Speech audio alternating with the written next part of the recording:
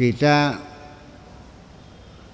nganggapnya setan itu apa sih? Goblok kah, pinter kah, cerdas kah, licik kah, jujur kah, ya kan? Itu kan kita orang mau perang lawan musuh secara logika, kalau Anda punya musuh harus bisa menghitung berapa besar kekuatan musuh, berapa banyak tentara pasukannya, umurnya berapa, peralatannya apa, pistol, senapan, tank baja, pesawat, amfibi, ya kan? Itu jaraknya, medannya, itu semuanya baru Anda boleh keputusan nanti setelah tahu kekuatan musuh, keputusan pada dirimu sendiri maju ngelawan atau tinggal lari, kan gitu. Nah ini manusia tiap hari setan, tapi dia tidak pernah tahu sedikit pun tentang setan. Selama hidupnya mengerjakan perintah setan, merasanya melaksanakan perintah Allah. Kebobodoh. Ya kalau mau ke Cadang Binggan, kesasar sampai Garawangi masih pantas. Ini ke Cadang Binggan, kesasar sampai ke London. Di London di sana nanya, mana Cadang Pinggan? Kesasar Pak? Oh enggak, di sekitar sini kok. Sudah separuh dunia, sudah sekian ribu kilometer, puluhan ribu kilometer kesasarnya, masih enggak yakin kesasar juga. Gitu. Ini luar biasa. Kenapa selama ini kita menganggapnya selalu mentaati perintah Allah, menjauh segala larangan Allah. Ternyata selama ini kita mengikuti perintah setan, menjauhi segala larangan setan. Mana enggak tersesat? Setan menggoda seorang kiai, ahli agama, ahli fikih, digoda, disuruh bikin masjid oleh setan. Mungkin gak menduga orang yang tidak mengerti bahwa setan menyuruh orang bikin masjid? Ya gak paham soalnya mah. Selama ini dia merasa berjuang di jalan Allah, bikin masjid dikiranya. Ternyata setelah mati dibukanya bukan pahlawan, pengkhianat kamu nih. Kenapa selama ini kau turuti semua perintah setan? Kok setan suruh bikin masjid? Iya suruh bikin masjid. Mana mungkin setan nggoda kiai suruh ngelacur? Paham gak ya?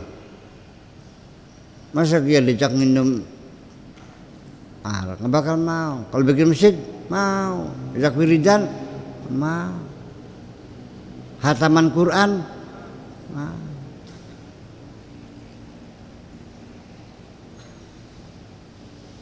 Kok hataman Quran? Iya.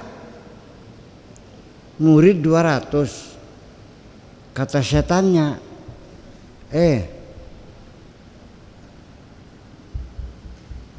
patungannya 2,5 juta. Nanti yang buat beli kambing 1 juta saja. Berarti kamu untung 1,5 juta. Kali 200 santri, berapa jadinya? 300 juta. Kan lumayan oleh sebau. Pantesan 15 tahun obatinnya 15 bau.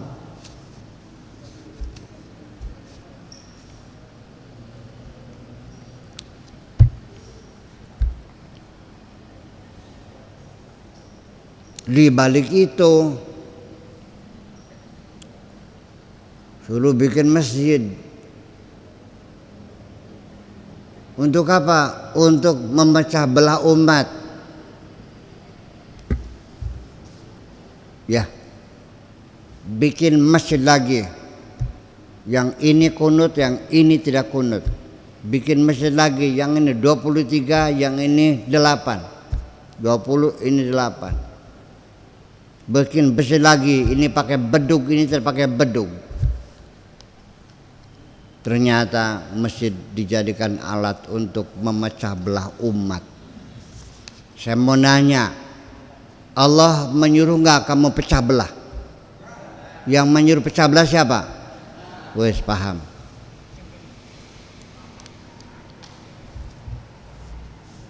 Goblok gak jadi opini baik kah?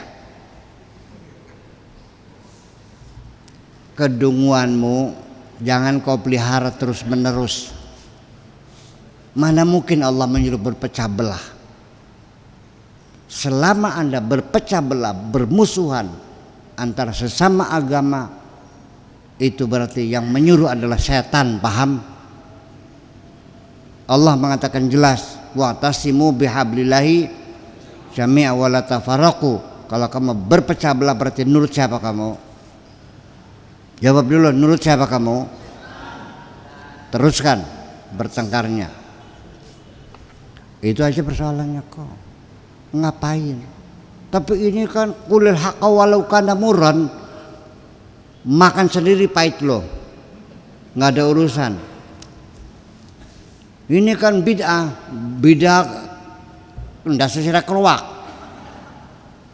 Itu kan menurut pendapat kamu bid'ah tuh. Itu aja, seperti pahlawan. Ngeri kadang-kadang ini bertengkar urusan ini, urusan pondok madrasah tuh, berebut madrasah pesantren, ngapain? Berebut tanah wakaf lagi. Terjadi gak? Ada nggak di masyarakat orang bertengkar berebut madrasah? Ya iya.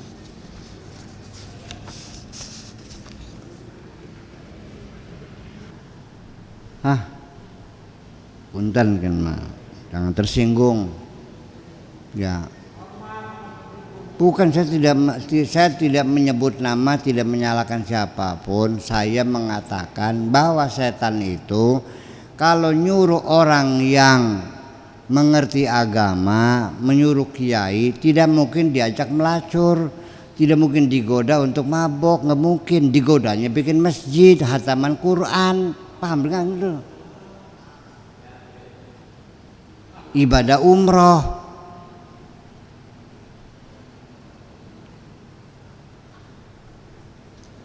paham belum? Paham belum? Hukum. Yati syaitan fi suratin nasihin. Setan datang dalam bentuk seorang penasehat. Yahrusu alal insan, seolah-olah peduli sama manusianya. Kama sabaqah, seperti yang lalu.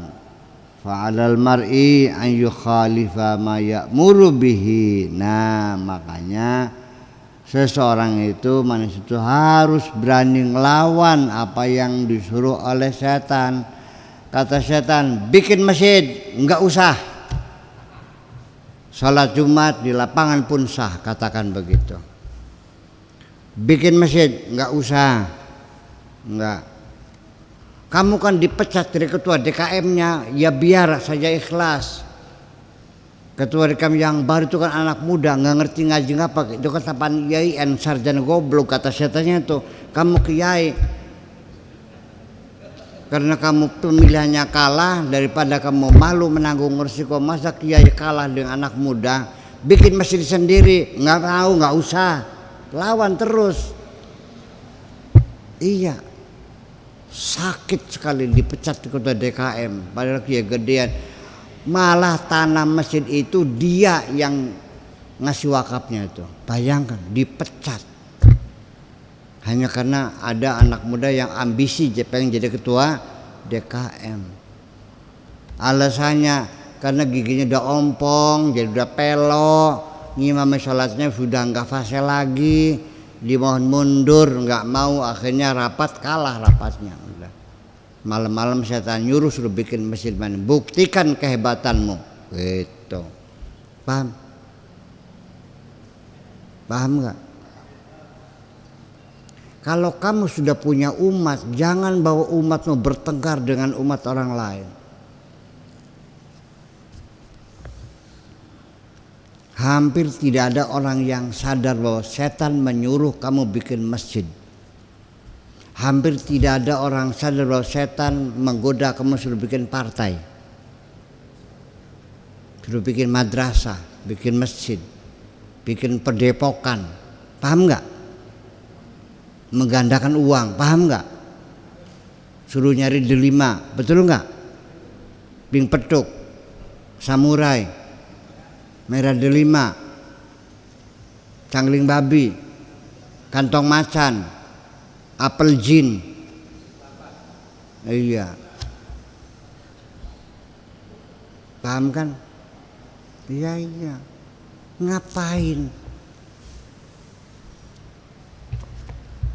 Ya begini aja lah sekarang mah. Setiap ada perintah yang menggerakkan hatimu untuk berbuat apa saja, tolong rekonfirmasi, dicek ulang, menolehlah ke belakang. Siapa yang nyurung kamu? Ternyata yang nyurung kamu orangnya bertaring, darahnya bercucuran, matanya merah, rambutnya kribo. Siapa tuh? Iya, setan.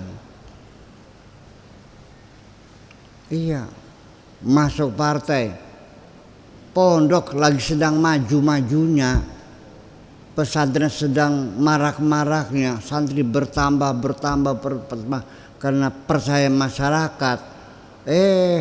Dinilai ini punya grassroots, punya akar rumput yang besar, digoda akhirnya masuk partai, jadi anggota DPR. Santrinya bubar ngajar, 5 tahun kemudian ditangkap KPK.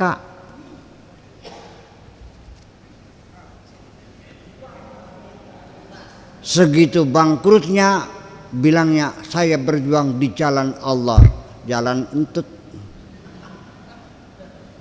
Begini aja lah saya ngajarin, bukan saya tidak mengajari benci kepada siapapun. Ini hari ini pelajarannya, cobalah Anda memberikan perlawanan kepada setan tuh.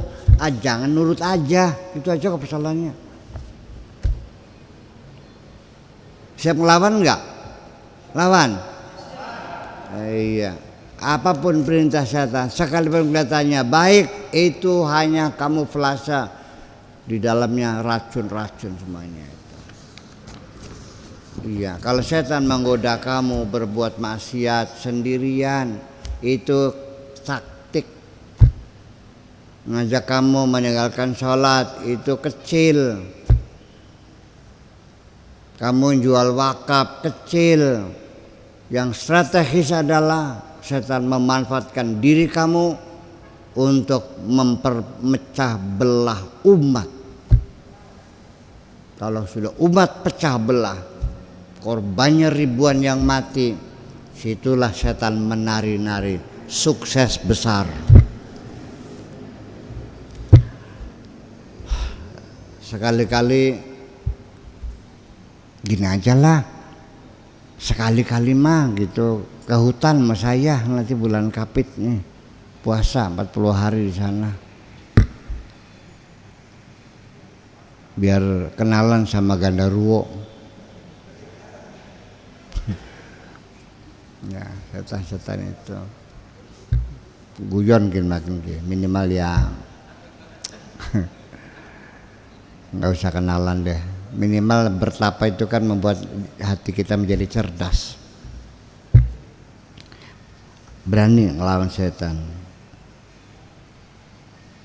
Wa yaqulu lahu, dan katakan kepada setan, lau kunta nasihan, andaikan betul engkau ini juru nasihat, ahadan kepada seseorang, la nasahta nafsa, kamu aja nasihati sendiri dirimu sendiri.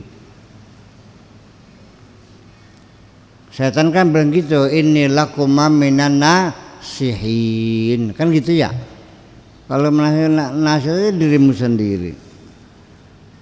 Faqad awqa'ta nafsaka finnar, engkau telah menyebabkan dirimu terjerumus dalam api neraka.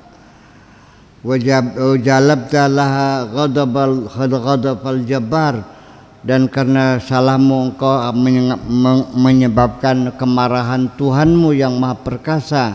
Fakaifa yansahu ghairahu, bagaimana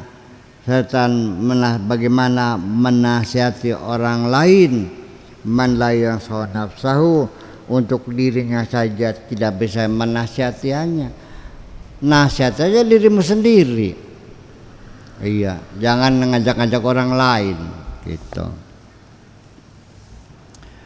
Yaqulul Harithu bin Qais, idza ataka syaitan, ketika ada setan datang kepadamu. Ataka, datang kepadamu. Wa anta tusalli, dan kamu sedang sholat. Apabila kamu sedang sholat lalu ada setan datang, faqala innaka tarani, lalu setan mengatakan engkau telah melihat aku, fazidha tulan, sembayangnya yang lama-lama dong gitu. Baca suratnya Al-Baqarah, ayat rakaat keduanya suratnya Yasin. Makmumnya pada kelenger gini.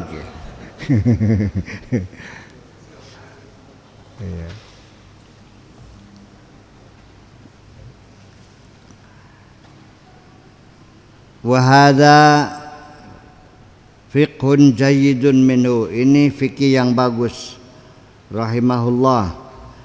Wa idza alimna anna imra'an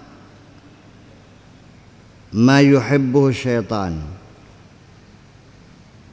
wa idza alimna anna amran ma yuhibbu syaitan, apabila kita mengetahui ada sesuatu yang disenangi oleh setan, wa yatasibu bihi, dan dia bersifat dengan sesuatu itu, fa'alaina an nukhalifahu, kita harus berbeda, harus ngelawan. Famathalan asyaitanu ya'kulu bishimalihi, setan kalau makan dengan tangan kiri. Wa yashrabu bishimalihi, dan minum dengan tangan kiri. Wa yakhudhu bishimalihi, dan mengambil dengan tangan kiri.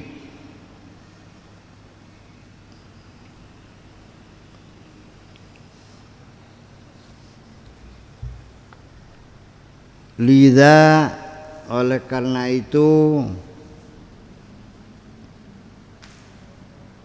wajabat alaina mukhalafatuhu, wajib kita berbeda dengan setan.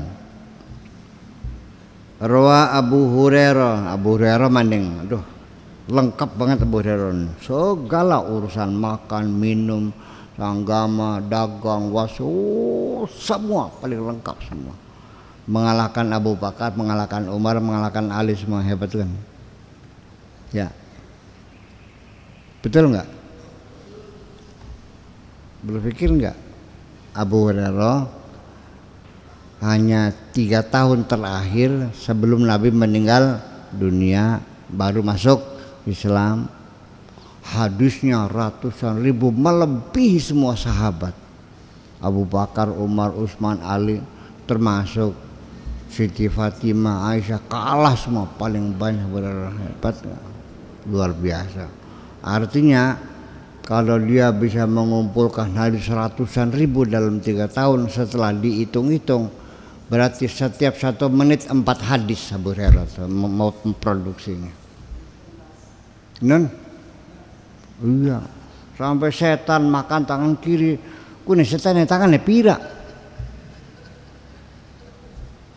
Lu setan makan apa? Makannya apa setan tuh? Roti, nasi,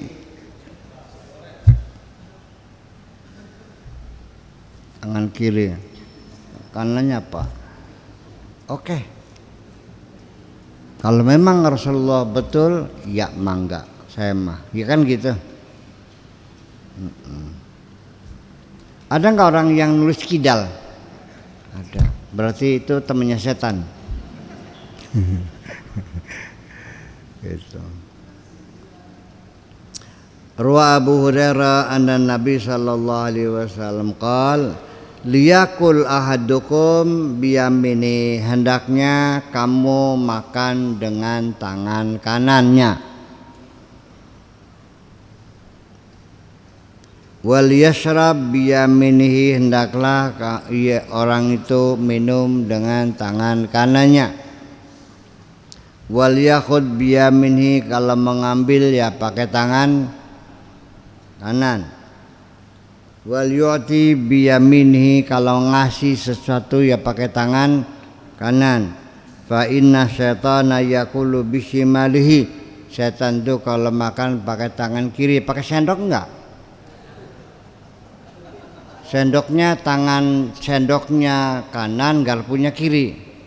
Kalau kita kan sendoknya tangan kanan, garpunya tangan kiri. Kalau pakai garpu berarti setan sendoknya tangan kiri, garpunya tangan kanan. Gitu. Oke. Sayurnya sebelah kanan, sebelah kiri. Sebelah kiri. Sayurnya kanan. Karena pakai kanan.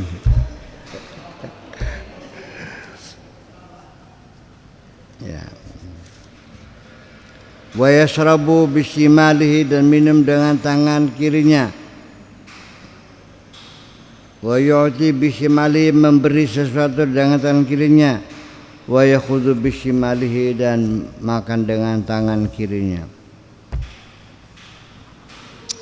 Ini omongannya mendetail. Fa inna syaitana yaqulu bisimalihi wa yashrabu bisimalihi wa yudhi bisimalihi wa yakhudhu bisimalihi. Kayak Kanjeng Nabi ngomongnya begitu enggak sih? Nabi kan ngomongnya singkat ya, to the point. Nah, kembali lagi, nggak ada masalah. Kalau Nabi ngomongnya bertele-tele begini nih, itu kita patut diduga yang diajak ngomong tuh orang oon. Pas paham nggak? Kalau Nabi ngomongnya singkat, padat, lugas, tuntas, hebat, tepat, biasanya ngomongnya sama Sayyidina Ali, sama Sayyidina Umar, ya kan gitu? Iya dong. Kalau sama Abu Hurairah ngomongnya bertele-tele, panjang.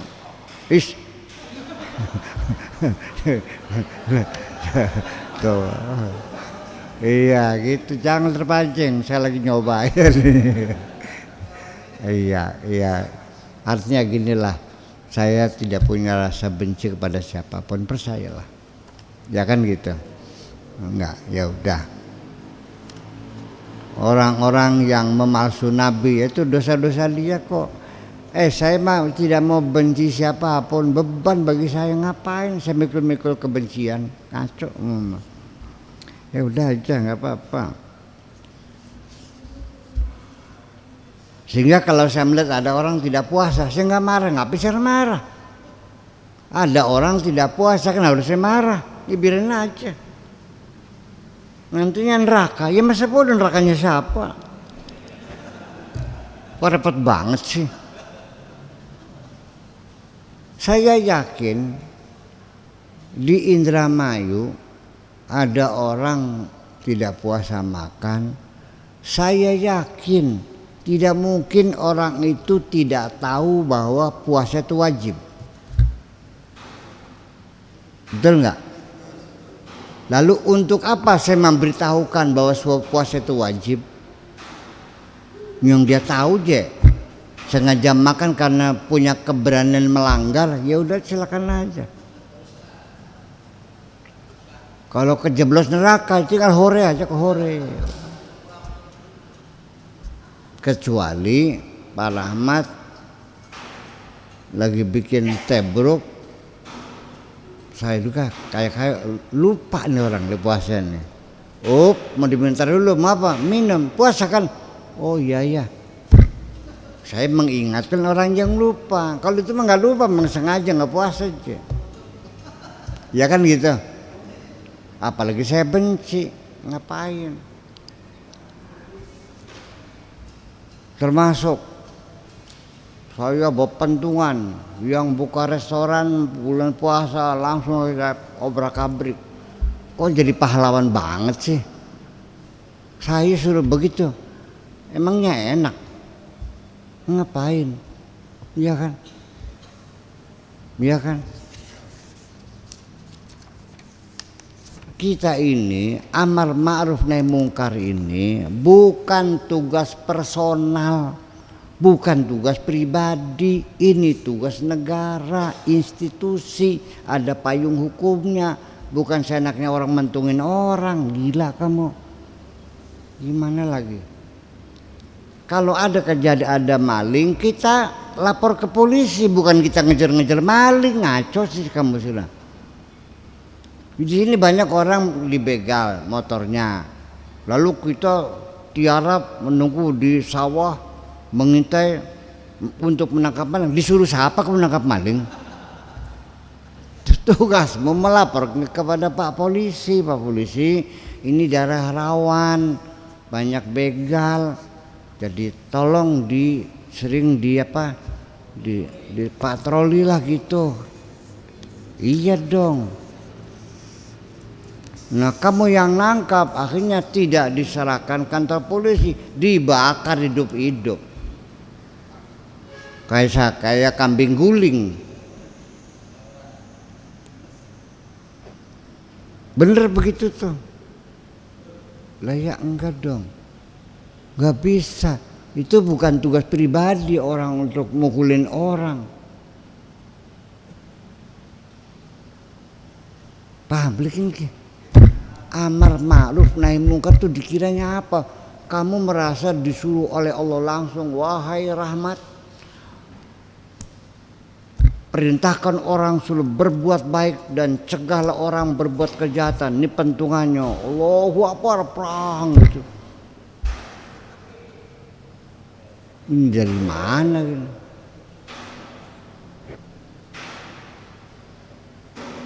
Apa itu? Nun?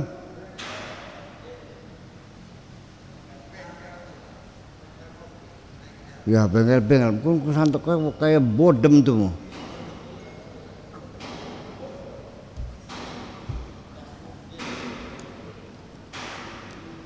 Tuh, jadi tolong seperti itu. Ya.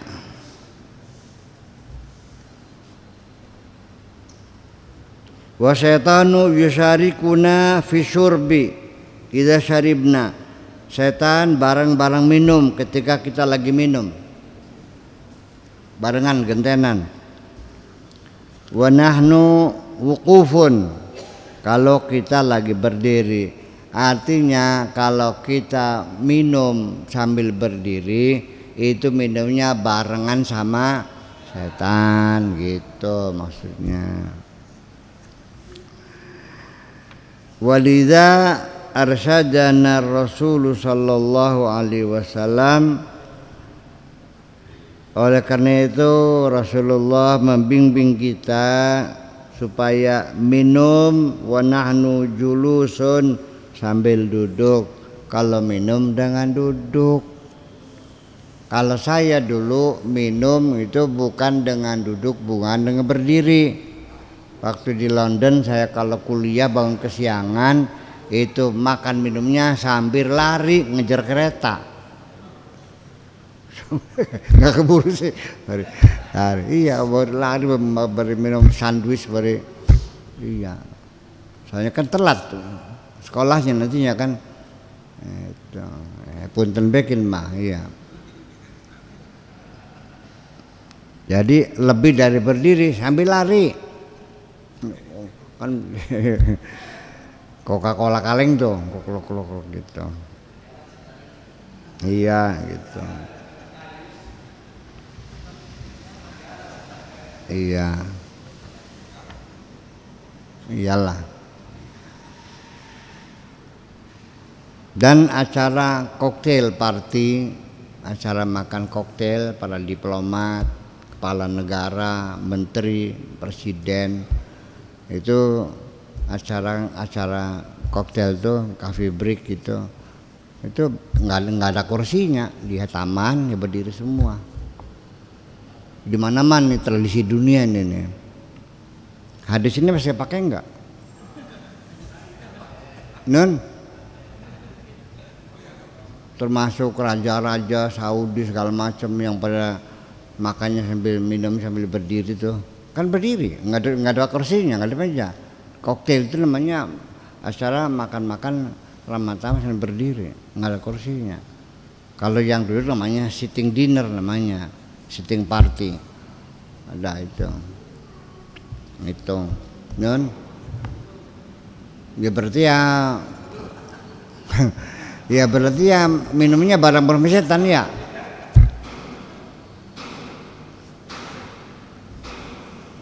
Ya udahlah. Waraqabana Rasul, dan Rasul juga menghimbau kita sallallahu alaihi wasallam fil qailulati, untuk melakukan qailulah, tidur siang setelah zuhur tuh ya, jam 1 sampai jam 2 namanya qailulah.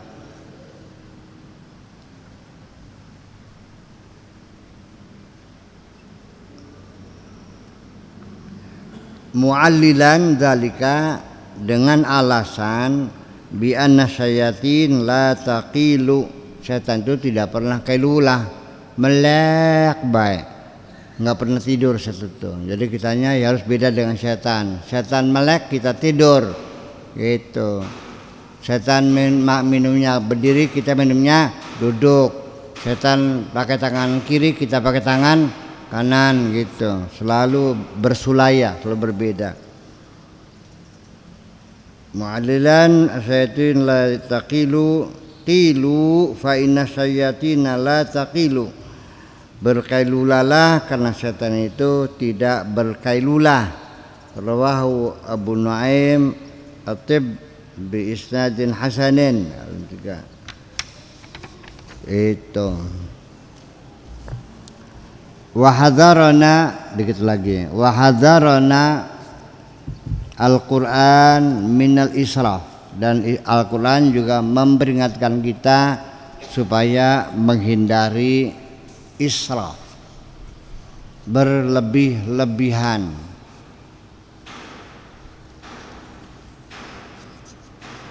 Waqad ada al-mubadzirina ikhwana syayatin, dan Al-Quran juga menilai orang-orang mubadzir itu adalah teman-temannya setan. Wa ma dzalika illa li anna syayatin, hal itu tidak lebih adalah karena setan itu tuhibbu ida'atal mal, pengennya buang-buang harta setan itu. Wa infaqahu, dan diinfakan fi ghairi wajhi, diinfakan, digunakan bukan pada tempatnya, ya tidak tepat guna, tidak tepat sasaran. Buang-buang duit, belanja macam-macam, beli obat nyamuk 3 kardus, nggak tahu buat apa itu tuh. Beli kecap 4 box. Iya. Padahal anaknya cuma 1. Ngapain? Nggak tahu lah. Beli lipstik 1 losin. Sepatunya sudah 200, masih beli sepatu aja. Dipakainya setahun sekali, nanti lagi. Kali pakai aja, besok beli lagi. Jadi sehari-hari muter-muter di mall aja, supermarket, muter-muter aja, jadi mulai maghrib sampai jam 10 itu ke mall lagi terus se-Jakarta keliling, dimasuki semua muter-muter dan semuanya dibelanja. Rumahnya penuh barang, beli lagi rumahnya untuk ngisi belanja wajan, nggak tahu tuh begitu. Jadi seperti kenikmatan berbelanja itu adalah kenikmatan bisa belanja, terlepas dipakai atau tidak pakai, butuh atau tidak butuh. Ada orangnya penyakit begitu tuh. Non? Penyakit apa? Penyakit belanja. Dan memang juga mallnya juga memang bikin penyakit juga sih. Ya, bikin iklan-iklan yang dipola supaya orang itu belanja. Bukan dipola secara ilmiah gitu ke. Perhatikan di mall. Kalau di mall tehelnya itu grandisnya ukuran 20 kali 20 atau semeter kali semeter. Kenapa dibikin kecil-kecil? Supaya langkah kamu jangan panjang. Bakal langkah panjang cepat keluar nantinya, ngerti belikin ki. Ayo beli paham-paham baik. Barang juga etalase dipasang dengan ilmu pengetahuan gitu ke, supaya kedeleng kabeh. Kudu lagi ngulati mata indreng balanya mah. Betul enggak? Terus jajan anak-anak yang bangsa ciki-cikan tuh dipasangnya di depan kasir. Saat ibunya bayar, anaknya kan di sampingnya kan kelihatan gitu. Dipola semuanya itu, paham bikin ki? Ai, baru paham loh. Ai konon. Apa bahasa dunia ki? Itu semuanya. Sampai memperkosa mata kamu, pasang iklan di tengah jalan gambar cewek setengah telanjang supaya mata kamu ditarik suruh lihat. Padahal nggak ada hubungannya barang dagangannya dengan ceweknya itu. Masa dagang minyak rem jumbo dengan pahanya Pungki yang bajunya merah, sampai roknya hit keluar semua, kelihatan celana dalamnya. Apa hubungannya rem jumbo sama paha? Saking pakam ya kanan. Lah ya itulah pertanyaan. Nggak ada hubungannya. Iya kan? Itu. Pisau cukur sama cewek cantik ada hubungannya nggak? Memang perempuan ada jenggotnya. Oh tidak, yang megang alus itu perempuannya gitu. Cukur itu perempuannya pegang alus ya. Pakai Pak, oh ini pakai Gillette gitu. I love you because you use Gillette. Aku cinta kamu karena sejak sekarang kamu pakai Gillette. Digoda yang cantik dan dibayar itu, diperkosa mata kamu setiap hari. Begitulah kira-kira. Itu